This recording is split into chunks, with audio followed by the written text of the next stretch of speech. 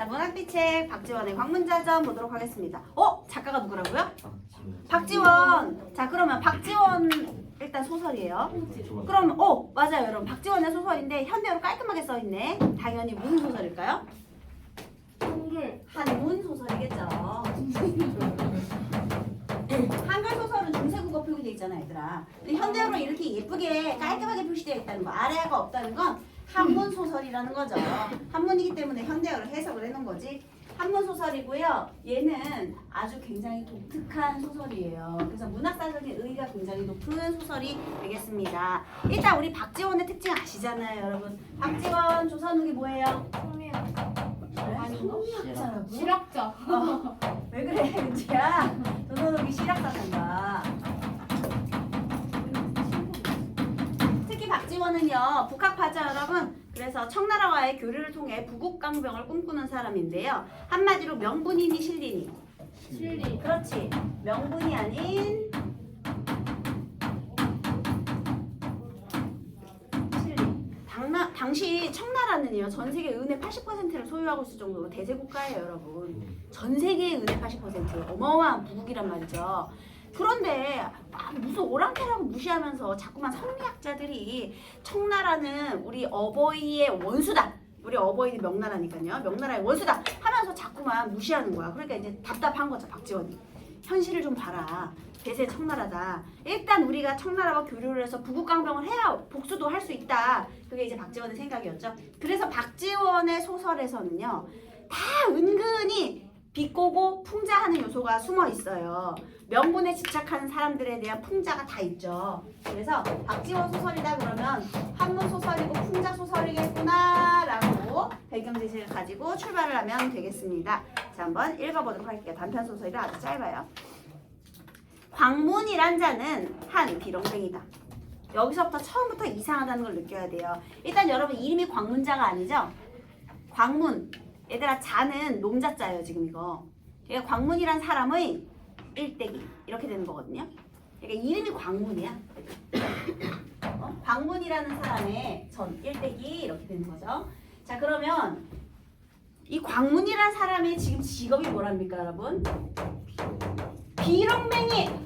얘들아, 지금 이거 갈래가 고전소설이야. 고전소설의 주인공은 반드시 어떻죠, 여러분? 분명해요. 그런 걸 이제 전형적인 인물이라고 불러주는 거예요. 그런데 그러니까 예를 들면 영웅이든지 영웅까지가 안 되면 제자 가인이든지 주인공은 좀 잘나야 되잖아, 얘들아. 착하고 인성 훌륭하고 능력도 출중하고 외모도 훌륭하고 이런 애들이 보통 고전소설의 주인공으로 등장하는데 어머 얘는 지금 뭐래 그지래 그러면 우리 현대소설에서야 신분 미천하고 이런 애들 많이 나오지만 그때 당시만 해도 굉장히 파격적인 소설이에요. 거지를 주인공으로 썼잖아. 이거는 그러니까 지금은 뭐 아무렇지도 않은데 그때 당시에는 굉장히 파격적인 거야. 여러분, 그러면 인물 유형 중에 소설의 인물 유형 중에 전형적 인물과 반대되는 전형적 인물이 아닌 인물 유형을 뭐라고 하죠? 입체적. 아니야. 평면적. 평면 입체가 같이 가는 거고요. 그다음에 전형적이 아니면 틀에 박힌 애가 아니면 개성적인 인물이죠, 여러분. 네. 그래서요. 자, 지금 여기에 문학사적 의의를 선생님이 얘기했어요. 개성적인 새로운 인물의 유형을 등장시켰다는 거예요. 이건 다시 말하면 고전소설에서 흔히 말하는 전형적 인물이 주인공이 아니라 개성적 인물이 주인공이다.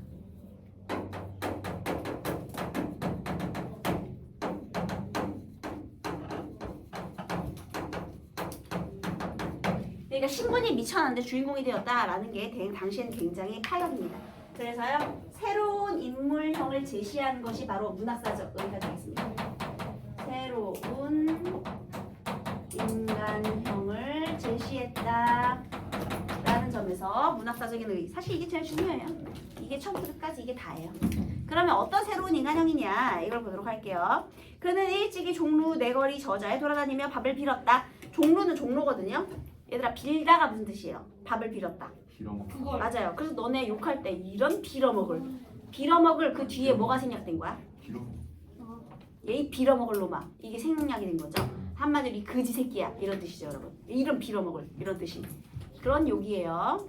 네. 그 다음에 그리하여 길거리에 다니는 못 비렁뱅이 아이들은 모두 광문이를 폐 우두머리, 그 폐 우두머리로 추대하여 그들의 보금자리 구멍집을 지키게 했다. 자, 그래서 얘가요 처음에 구멍집을 지키게 했어요. 그럼 다른 애들은 뭐해? 다 나가서 밥을 빌고 있겠지. 그런데 혼자서만 남아있었기 때문에 이 사건이 시작되는 거예요. 여러분 참고로 네, A 부분이 하는 역할, 그게 이제 4번 문제와 관련이 있거든요. 근데 비렁뱅이가 된 내력도 아니고요. 부패한 사회 현실에 대한 상징적. 지금 여기서 거지는 있잖아. 지금도 있어 얘들아. 어느 시대에 있는 거야. 이 거지가 있다라는 걸 가지고 당시에 부패한 사회 현실을 보여줄 수는 없어요. 부패라는 거는 정치인들이 뭐 썩었거나 이런 걸 보여줘야지. 광문이 누명을 쓰게 되는 상황 설정을 위한 예비장치. 혼자만 남아있었기 때문에 나중에 누명을 쓰거든요. 정답이 이게 3번이 됩니다. 그 다음에 많은 사람에게 칭송받게 될 것? 그거랑 아니고요. 그 다음에 권력도 아닙니다. 자, 그럼 한번 볼게요. 날씨가 춥고 진눈깨비가 섞여 내리던 어느 날이었다. 추워요. 지금 겨울인가 봐요. 모든 아이들은 서로 이끌고 밥을 빌려나가고 다만 한 아이만이 병에 걸려 구멍집을 떠나지 못했다. 자, 지금 어떤 애가 아파요.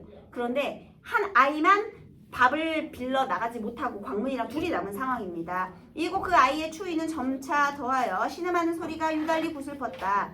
광문이는 홀로 매우 불쌍히 여기다가 끝내 견디지 못해서 구멍집을 나와 밥을 빌다가 돌아왔다. 원래는 구멍집 지켜야 되는데 우리 아지트를 지켜야 되는데요. 애가 너무 아파하니까 뭐라도 좀 먹여야 힘이 날 거 아닙니까? 그래서 또 혼자 나가가지고 그 아이를 위해서 밥을 빌어다가 가져왔대요. 여러분 여기서요 인물의 행위가 나타나 있네요.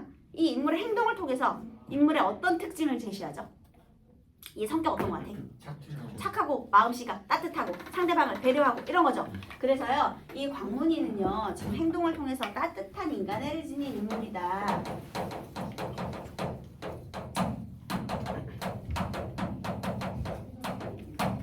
지닌 것을 행동을 통해서 이렇게 제시를 해주고 있는 겁니다. 그 병든 아이에게 먹이려 했으나 그 아이는 벌써 숨결이 잊히고 말았다. 아이고 근데 죽어버렸어 그 사이에.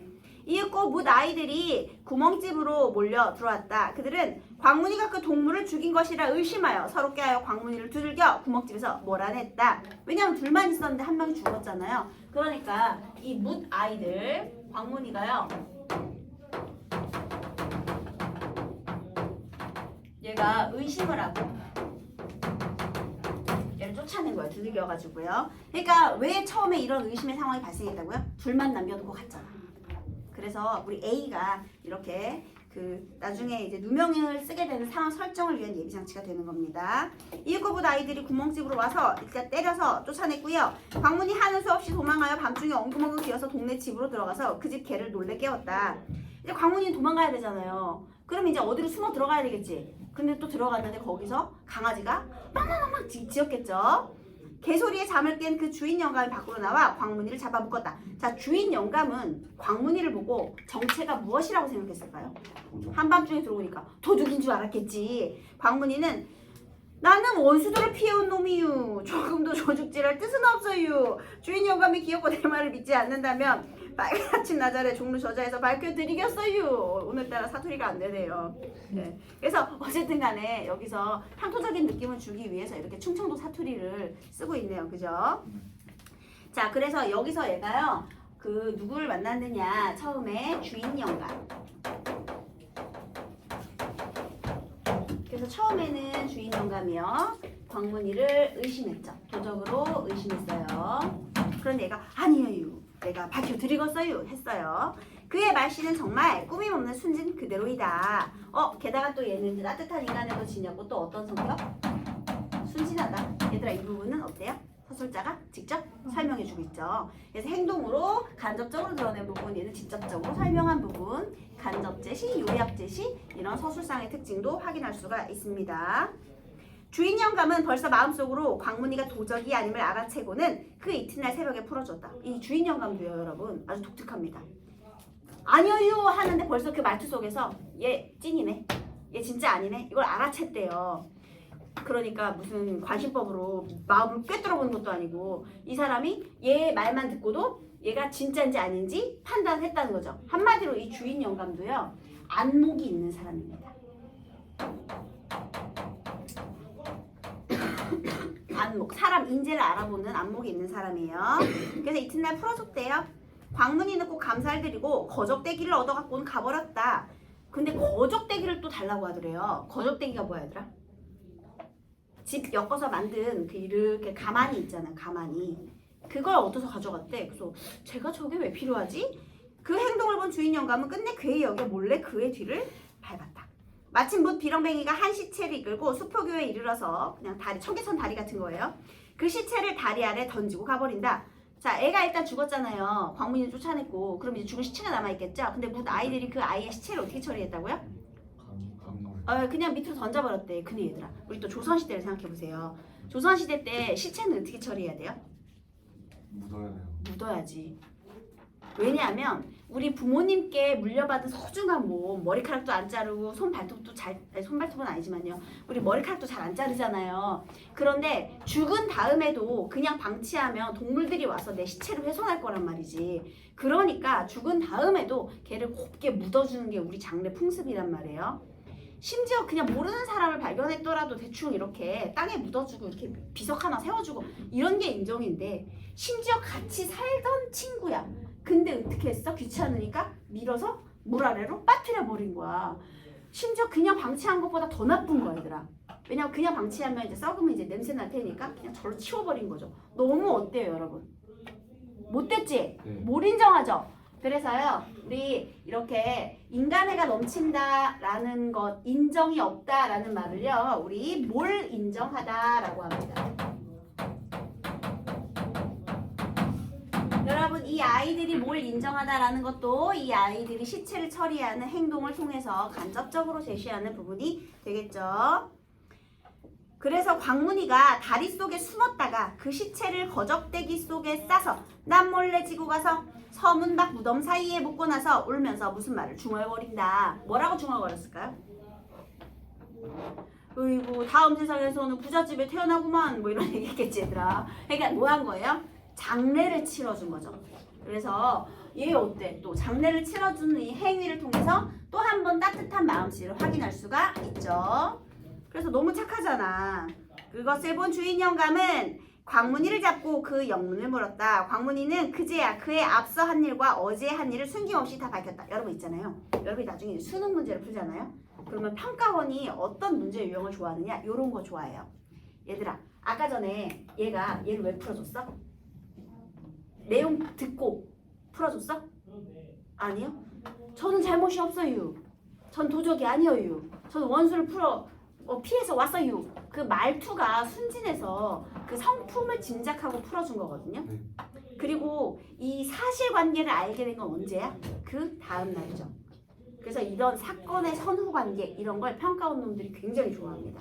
그래서 여러분들이 나중에 지금 이거야 짧고 간단하지만 이제 고전 산문이나 아니면 현대 소설 같은 것들이 지문이 길어지잖아요. 그러면 제일 까다로운 게 내용 일치 문제예요. 내용 일치 문제는요. 그러니까 소재 문제 같은 건 그 부분만 좀 읽으면 돼. 그리고 일단 말하기 방식, 서술상의 방식 파악하는 것도 그 부분만 좀 열심히 읽으면 지문이 아무리 길어도 이제 그 선택지만 이렇게 읽으면 좀 풀 수 있거든요. 근데 내용 일치 문제는 처음부터까지 봐야 되잖아. 내가 찾아야 되잖아. 요 부분이 어디에 있는지 내가 찾아야 되니까 시간이 오래 걸리고 굉장히 귀찮단 말이에요. 게다가 이 선후 관계를 물어보면 앞뒤를 전부 이렇게 좀 끊으면서 읽어야 돼요. 그래서 현대소설, 뭐 고전소설 문제가 다른 게 어려운 게 아니야. 내가 시간을 오래 주면 애들 다 풀어내. 근데 빨리 풀려다 보니까 실수를 해서 틀리는 거거든요. 왜냐면 부분 읽고 빨리빨리 풀라니까 제대로 못해서 중요한 그 구절을 놓쳐가지고 틀리는 경우가 굉장히 많아요. 선생님 그럼 그런 문제는 어떻게 해야 돼요? 일단 시간이 필요하고요. 그 다음에 여러분 그거 알죠? 내가 글을 많이 읽다 보면, 문제를 많이 풀다 보면 이 글을 읽는 속도가 빨라져요. 근데 국어 문제를 많이 안 풀다 보면 다시 또 퇴화하죠. 다시 감 잡는 또 시간이 오래 걸리잖아. 그래서 꾸준히 계속해서 공부를 해야 돼요. 감을 떨어뜨리면 안 돼. 그래서 빨리빨리 풀 수 있도록. 게다가 그 나중에 너네들이 이제 한 고3 때쯤 돼가지고 이제 왜냐 우리 지금 정시 중요한 게 있으면 정시 얘기해 주는 거예요. 그래서 나중에 이제 수능 문제를 많이 풀게 되잖아요. 그래서 많이 풀다 보면 평가원이 또 오답을 만들어내는 유형도 되게 비슷해요. 비트는, 그러니까 오답을 만들려면 뭔가를 비틀어야 되잖아. 그래서 그 선택지에서 뭔가를 비트는 방법들이 굉장히 유사합니다. 여러분 모의고사가 교육청 모의고사도 있고 평가원 모의고사도 있잖아요. 오답의 유형이 살짝 달라요. 평가원 모의고사는 유난히 논리적 사고력에 집착을 해요. 거기 굉장히 집착을 해. 그래서 그 논리적인 사고력이라는 건 앞절과 뒷절의 인과관계를 비튼다든지, 그러니까 뒷문장이 있는데 그거에 대한 원인이 앞문장이 아니야. 그러니까 앞문장이 틀린 거 뒷문장이 틀리고 이게 아니라 그냥 인과관계가 안 맞는 거야. 이런 걸 되게 좋아하거든요. 평가원이요. 그리고 또 하나 좋아하는 건 비문학에서 특히 좋아하는 건데요. 개념의 범주를 뒤트는 거예요. 그러니까 용어 자체가 틀린 거지. 그러니까 예를 들면 우리 국어적으로 설명하자면 어미라고 해야 되는데 조사로 하는 거지. 그러니까 그런 식으로 개념의 범주를 비트는 오답을 또 되게 좋아해요. 근데 교육청 모의고사는 약간 내신 같아. 좀 짜잘해. 그래서 약간 그런 게 있어. 나중에 너네가 모의고사도 기출을 이렇게 풀 때 이게 평가원 모의고사였는지 아니면 교육청 모의고사였는지 한번 확인하고 그 오답의 유형을 좀 센스 있게 공부하면서 오답 정리를 하면 나중에 더 도움이 됩니다, 여러분. 자, 어쨌든 간에 지금 여기에서 이 광문이가 그제서야 이를 숨김없이 다 밝혔다. 이때야 이제 알게 된 거예요. 주인 영감은 마음속으로 광문이를 의롭게 여겨서 그와 함께 집으로 돌아와서 옷을 갈아입히고 모든 것을 우대하였다. 그리고 주인 영감은 광문이를 어떤 약방 부자에게 추천하여 고용사를 시켰다. 자, 여기서 진상을 알게 된 이 주인 영감이요. 그 의로움에 감동해서 그를 우대해주게 됩니다. 그러면 얘도요. 이 주인 영감도요. 안목이 있고 그 다음에 얘가 좀 비렁거리잖아. 근데 되게 막 신분에 따라서 되게 차별하는 그런 생각을 갖고 있는 사람은 아닌 거죠. 그 다음에 얘가 이제 어떻게 했어? 약방 부자에게 추천해줬대. 일자리 알선까지 해준 거죠. 얘 거지니까 일이 없잖아. 약방 부자에게 소개까지 시켜준 거예요. 얘들아, 우리 약국 주인 돈 많죠? 여기도 부자예요. 약방 부자. 어느 날 부자가 문 밖에 나섰다가 자꾸만 돌아와서 다시금 방에 들어 좌울세를 보살피고 문 밖을 나서면서도 그의 얼굴에 몹시 기쁘지 않은 기색을 띄었다. 얘들아, 지금 어쨌든 소개를 받았어요. 근데 약방 부자는 얘한테 소개받은 거지 얘가 광문이의 어떤 뭐 인성을 확인할 수 있었던 적이 없었잖아요. 그래서 불안한 거야. 왜냐면 너네가 만약에 약국 주인이라고 해봐. 그럼 종업원한테 그 맡기고 지금이야 뭐 카드로 많이 하지만 만약에 현금을 받는 일이라고 생각해봐. 그럼 종업원한테 맡기고 매출이 자유롭겠니? 불안하지. 왜 불안하지? 제가 현금 어떻게 빼돌릴 수도 있는데 조심해야 되잖아. 이때 CCTV가 있는 것도 아닌데요. 그래서 불안한 거야. 그러니까 지금 아직 광문이를 신뢰하지 않고 있다는 걸 알 수가 있죠. 신뢰할 만한 사건이 없었으니까요. 굉장히 또 의심이 많아요.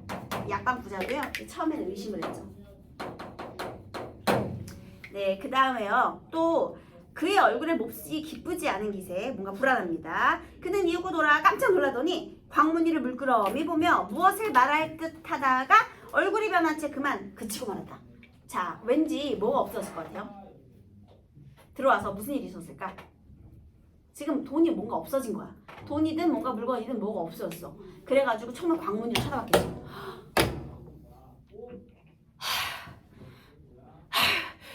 그 다음부터 계속 째려보는 거야, 얘들아. 선생님이 연기가 안 돼서 미안합니다. 뭔지 알겠지? 근데 만약에 있잖아, 너네가 광문이라고 생각해봐. 나 아무것도 안 했거든요? 근데 나 어차피 나 일하는 거 별로 안 좋아해. 나 그냥 거지야, 얘들아. 거지는 자유롭게 빌어먹는 사람이에요. 근데 이 사람이 소개를 시켜줬기 때문에 그 의리로 지금 여기서 열심히 성실히 일을 하는 중이거든요? 에? 소개를 시켜줬기 때문에. 의리가 있잖아. 체면이 있잖아, 이 사람의 체면이. 그래서 그냥 있는데 자꾸만 나를 꼬나봐, 주인이. 그러면서 위아래로 꼬나보면서 한숨을 푹푹 쉬고 푹푹 쉬고. 자, 이러면 내 기분이 좋아 안 좋아? 그러면 분명히 따져야 돼요. 아니 도대체 왜 그런 눈으로, 왜 세모 눈으로 나를 보냐? 한번 물어봐야 되거든요. 근데 광문이는 만약 그렇게 하면 주인 영감이 소개를 시켜줬는데 이 사람에 대한 의리가 아니라고 생각을 해서 꾹 참은 거예요. 이렇게 부당한 대우를 받아도 꾹 참았어. 예, 이게 지금 한문 소설이기 때문에 얘들아 현대어로 해석하는 과정에서 이게 이렇게 충분하지 않을 수 있어요. 그래서 한문 소설은요 좀 전체적인 내용을 이해하면서 봐야 돼요. 왜냐면 아무래도 한문을 우리나라 말로 번역하다 보면 한자를 번역하다 보면 조금 좀 부족한 점이 분명 있을 거니까요. 네. 그래서요. 예, 광문이는 실로 그런 이유조차 모르는 채 날마다 잠자코 일만 했을 뿐 감히 하직하고 떠나버리지도 못했다. 그런 지 며칠이 지났다. 부자의 차조카가 돈을 갖고 와서 부자에게 드리며 앞서 제가 아저씨께 돈을 끌어왔더니 마침 아저씨께서 계시지 않으시기에 제 스스로 방에 들어가서 갖고 갔습니다. 아마 아저씨께서 모르셨겠죠 한다. 이 차조카 뭐예요? 이 말이 되냐? 갑자기 돈을 끌어왔는데 이것도 당당하죠. 돈 빌려줄 줄 어떻게 알고. 아니 안 계시길래 제가 갖고 갔어요. 이 대단하죠. 하자. 그제야 부자는 광문이에게 크게 부끄럽게 여겨 광문이더러 나는 소인이야. 이 일로 부질없이 점잖은 사람의 뜻을 수고롭게 하였네 그려. 내 이제 무슨 낯으로 자네를 대하겠나. 자 얘도요 처음에 의심했어요. 그쵸? 그런데 내가 이제 사실관계를 확인하고 부끄럽게 여기면서 자신을 소인이라고 평가를 하죠. 그리고 오히려 광문이를 점잖은 사람이라고. 자 그러면 주인영감도 그렇고 약방 부자도 그렇고요 솔직하죠. 잘못 다 인정하잖아. 그지? 그리고 여기는 이제 안목도 갖췄고 얘도 잘못을 인정하는 그런 솔직함을 보이고요. 그 다음에 여기서 얘가 약방부자의 성격을 또 하나 알 수 있는 부분이요. 처음에 의심이 많았어. 그래서 의심을 했는데 그 돈이 없어졌을 때 바로 광문이한테 얘기했나요? 아니요. 그러면 신중한 성격인 거지. 신중한 성격. 의심 많지만 신중해. 신중하고 솔직한 성격입니다.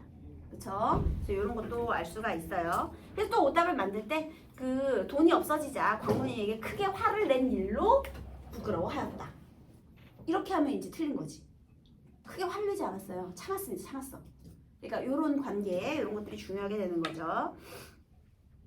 그 다음에 그리고 부자는 그의 모든 친구들에게는 물론이요 다른 부자와 큰 장사치들에게까지 광문이야말로 정의를 지닌 인간이지 라고 널리 칭도하였다. 그러면서 그 다음부터 갑자기 막 엄청 주변에 소개하면서 칭찬을 하고 다녔다. 이렇게 되는 거예요.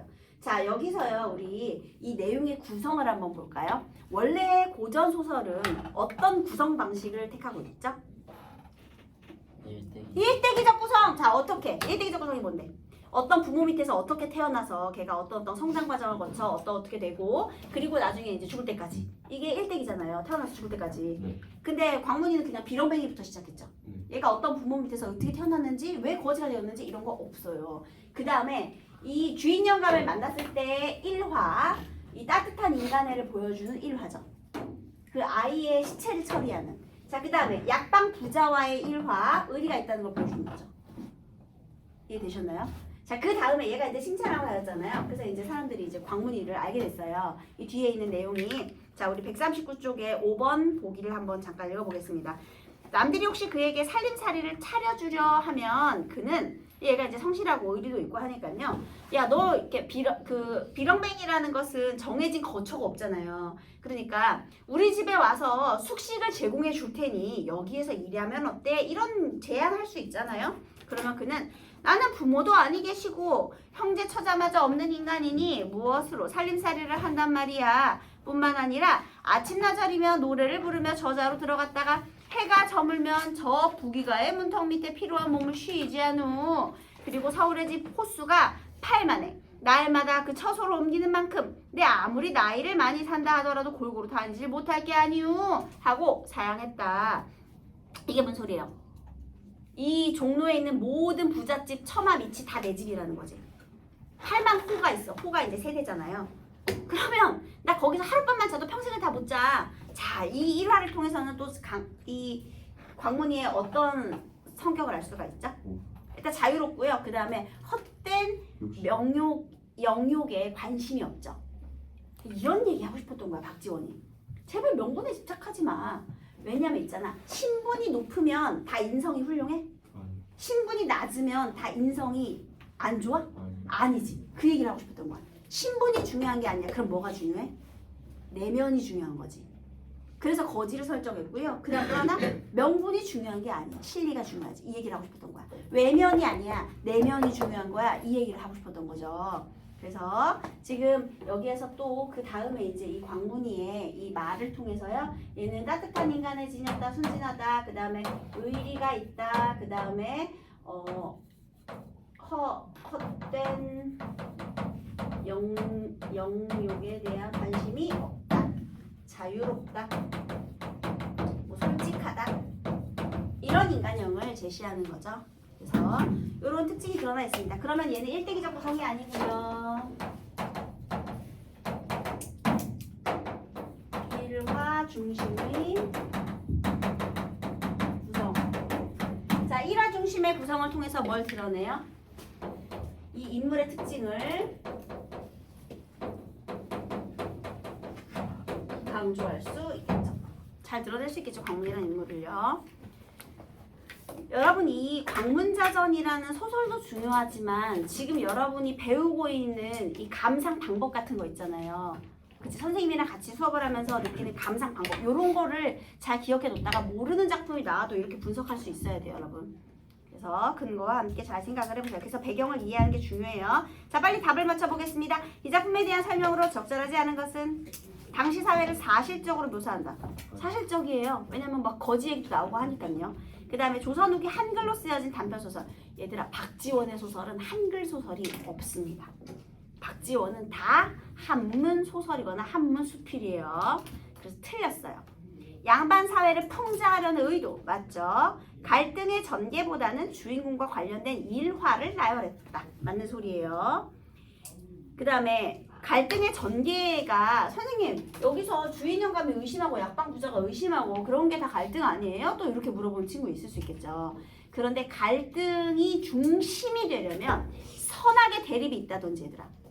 여기서 처음에 당연히 의심했잖아. 근데 의심했다 바로 풀었잖아요. 게다가 또 광문이의 내적 갈등. 내가 이것을 할 것인가 말 것인가. 이런 내적 갈등이나 이런 게 없잖아. 그러니까 두드러진 갈등이 아예 없다는 뜻이 아니라요. 두드러진 갈등 중심이 아니라 이 광문이의 행적 중심이죠, 여러분. 그 다음 일반적 고전소설의 주인공과는 다른 새로운 인물형의 등장. 이게 또 중요합니다. 정답이 2번이었어요. 그 다음에 왜 천한 신분인 거지를 주인공으로 삼았느냐. 물질에 대한 욕심은 모두 헛된 것이다. 꼭 거지여야 돼요, 이게? 아니요. 인간의 존엄성을 지키기 위해 기본적으로 필요한 조건? 그게 거지하고 관계가 없죠. 그 다음에 능력이 아닌 혈연으로 아니고요. 가문이나 부와 같은 외적 조건보다는 실이 있는 성품이 중요하다. 맞죠? 광문이의 성품을 강조하기 위해서. 그 성품이 양반이기 때문에 성품이 좋은 것이 아니라 그냥 내적인 성품이 중요한 것이다. 이런 거죠. 그 다음에 노력 이거 아니고요.